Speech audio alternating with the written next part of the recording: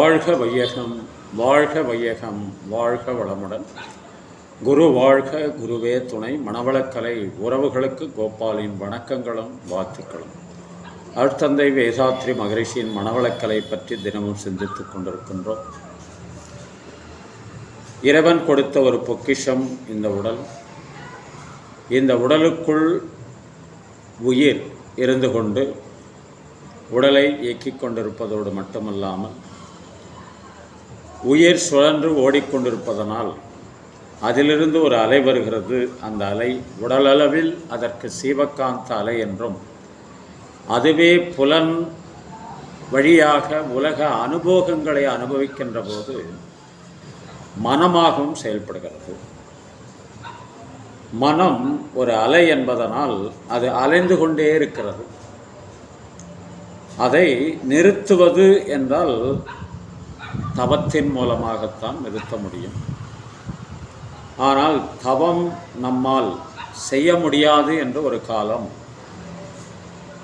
சிந்தையை அடக்கியே சும்மா இருக்கின்ற திறம் அரிது என்று தாயுமான சுவாமிகள் குறிப்பிட்டதை வைத்து சமுதாயத்தில் நமக்கெல்லாம் தவம் செய்ய தெரியாது என்று திசை திருப்பி வைத்திருந்தார்கள். அந்த கொள்கையை அருட்தந்தை வேதாத்ரி மகரிஷி சாமானியனும் தவம் செய்யலாம் என்று நிரூபித்து ஒரு ஆன்மீக புரட்சியை செய்தார் அருட்தந்தை வேதாத்ரி மகரிஷி.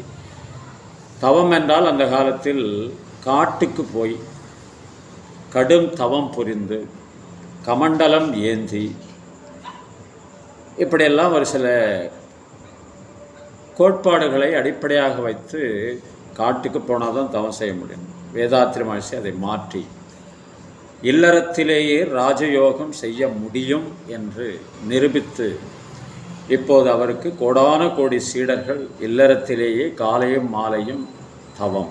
தவம் என்பது மனதினுடைய அலைச்சொல் வேகத்தை குறைப்பது. உணர்ச்சி வயப்பட்ட நிலையில் இருக்கிற மனதை அமைதி நிலைக்கு திருப்பது. இந்த அலைச்சொல் வேகத்தை அளப்பதற்கு மனிதனுடைய அறிவு கண்டுபிடித்த ஒரு கருவி எலக்ட்ரோ என்செஃபலோகிராம், EEG. அதை வைத்து உணர்ச்சி வயப்பட்ட நிலை என்றால் கோபமாக இருக்கிற போது மனதனுடைய அலைச்சொல் வேகம் 14 to 40 cycles per second என்று சொல்வார்கள்.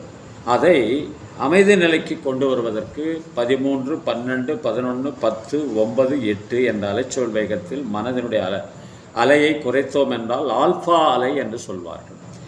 மேலும் அந்த மனதினுடைய அலைச்சொல் வேகத்தை ஆழ்ந்த நிலைக்கு தியானம் செய்யும்போது தீட்டா நிலை 8 குறைந்து 7, 6, 5, 4 என்ற அலைச்சொல் வேகத்தில் இயங்குகின்ற போது தீட்டா நிலை என்று சொல்வார்.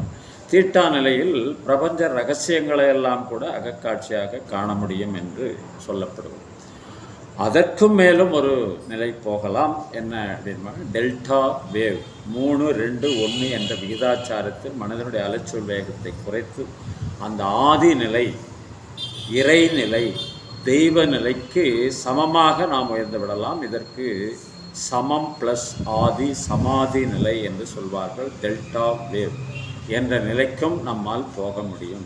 சாத்தியமா அப்படின்றதுக்கு ஒரு உதாரணம் சொல்லுகிறேன். நான் ரமண மகரிஷி 7 வயதில் திருவண்ணாமலைக்கு வந்து தவமையற்றி ஒரு காலகட்டத்தில் அவர் கற்சிலை போல அமர்ந்திருக்கிறார் 11 வருடத்திற்கும் மேலாக என்று. அவர் இறந்து விட்டதாகவே மக்கள் கருதுகிற சூழ்நிலை. அவருடைய தொடையை வண்டு தொலைக்கிறது, ஆனால் என்னுடைய தொடை இல்லை என்று அவர் உட்கார்ந்திருக்கிறார். விஷ ஜந்துக்கள் அவர் மேலே ஏறி இறங்குது. எந்த நிலையிலும் சலனம் இல்லாமல் காஷ்ட மௌனம் என்று சொல்லப்படுகின்ற கற்சிலை போல் அமர்ந்திருக்கிறார். இறந்து விட்டார் என்று சொல்லி மீண்டும் அவர் எழுச்சி பெற்று வரும்போது இதை உணர்ந்த கவியரசர் கண்ணதாசன் அற்புதமான 4 வரிகளை எழுதியிருப்பார். வானத்தில் ஏறி சந்திர மண்டல வாசலை தொடலாமா, மாண்டு கிடக்கும் மனிதனின் மேனி மறுபடி எழலாமா, என்றொரு காலம் ஏங்கியதுண்டு, இன்று கிடைத்தது பதில் ஒன்று, ஞானம் பிறந்து வானில் பறந்து மீண்டும் வந்தான் உயிர் கொண்டு, கேள்வி பிறந்தது அன்று, நல்ல பதில் கிடைத்தது இன்று. ஆசை பிறந்தது அன்று, யாவும் நடந்தது இன்று. தவம் செய்த மனநிலையில் மற்றவர்களிடம் நம் அணுகுமுறை எப்படி இருக்கிறது என்பதையும் உணர்ந்து கவியரசர் எழுதிய வரிகள். குலமகள் வாழும் இனிய குடும்பம் கோயிலுக்கிணையாகும், குறை தெரியாமல் உறவு கொண்டாலே வாழ்வும் சுவையாகும்.